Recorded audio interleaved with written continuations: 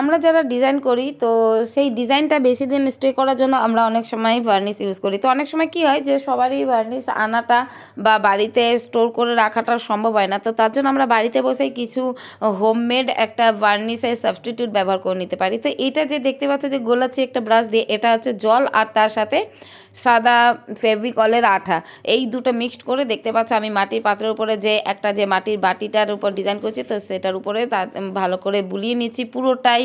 আর তার সাথে দেখতে পাচ্ছ আরও যেসব আমার কাজ করা রয়েছে সেই ডিজাইনগুলোর ওপরেই বিশেষ করে আমি এই আঠা আর জলটা এটা মিশিয়ে নিচ্ছি বা বুলিয়ে নিচ্ছি। তারপরে এখানে দেখতে পাচ্ছ যেসব যে কয়েকটাতে আমার এগুলো এই যে বাড়িতে বসে যে ভার্নিশের সাবস্টিটিউট একটা বানিয়েছে, তো এইগুলোর উপরে সবগুলোর উপরেও করে নিয়েছি। তারপরে এর রেজাল্টটা দেখো, তো এটা করার পরে ড্রাই যখন হয়ে গেছে পুরোটাই ভার্নিশের মতন কাজ করছে। এই রকম তোমরা ব্যবহার করো, দেখবে তোমাদেরও বাড়িতে বসে হোমমেড একটা ভার্নিশ ইউজ